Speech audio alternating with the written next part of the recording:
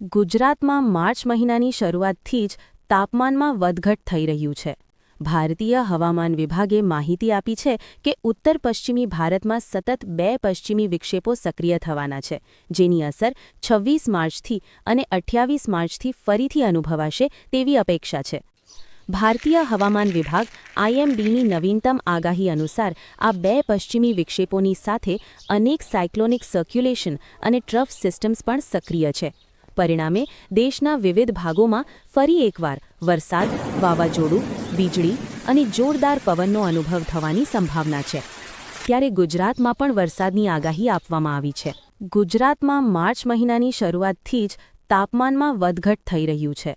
ભારતીય હવામાન વિભાગે માહિતી આપી છે કે ઉત્તર પશ્ચિમી ભારતમાં સતત 2 પશ્ચિમી વિક્ષેપો સક્રિય થવાના છે, જેની અસર 26 માર્ચથી અને 28 માર્ચથી ફરીથી અનુભવાશે તેવી અપેક્ષા છે.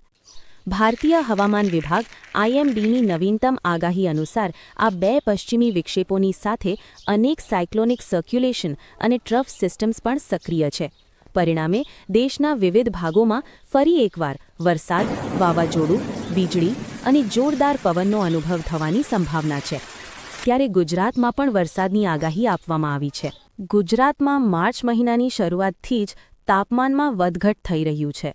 ભારતીય હવામાન વિભાગે માહિતી આપી છે કે ઉત્તર પશ્ચિમી ભારતમાં સતત 2 પશ્ચિમી વિક્ષેપો સક્રિય થવાના છે, જેની અસર 26 માર્ચથી અને 28 માર્ચથી ફરીથી અનુભવાશે તેવી અપેક્ષા છે. ભારતીય હવામાન વિભાગ IMDની નવીનતમ આગાહી અનુસાર આ 2 પશ્ચિમી વિક્ષેપોની સાથે અનેક સાયક્લોનિક સર્ક્યુલેશન અને ટ્રફ સિસ્ટમ્સ પણ સક્રિય છે.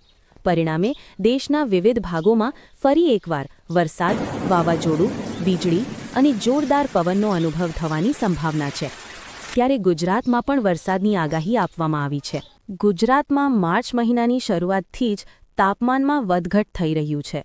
ભારતીય હવામાન વિભાગે માહિતી આપી છે કે ઉત્તર પશ્ચિમી ભારતમાં સતત 2 પશ્ચિમી વિક્ષેપો સક્રિય થવાના છે, જેની અસર 26 માર્ચથી અને 28 માર્ચથી ફરીથી અનુભવાશે તેવી અપેક્ષા છે. ભારતીય હવામાન વિભાગ IMDની નવીનતમ આગાહી અનુસાર આ 2 પશ્ચિમી વિક્ષેપોની સાથે અનેક સાયક્લોનિક સર્ક્યુલેશન અને ટ્રફ સિસ્ટમ્સ પણ સક્રિય છે. પરિણામે દેશના વિવિધ ભાગોમાં ફરી એકવાર વરસાદ, વાવાઝોડું, વીજળી અને જોરદાર પવનનો અનુભવ થવાની સંભાવના છે.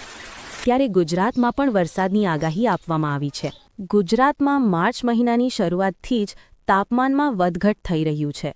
ભારતીય હવામાન વિભાગે માહિતી આપી છે કે ઉત્તર પશ્ચિમી ભારતમાં સતત 2 પશ્ચિમી વિક્ષેપો સક્રિય થવાના છે, જેની અસર 26 માર્ચથી અને 28 માર્ચથી ફરીથી અનુભવાશે તેવી અપેક્ષા છે.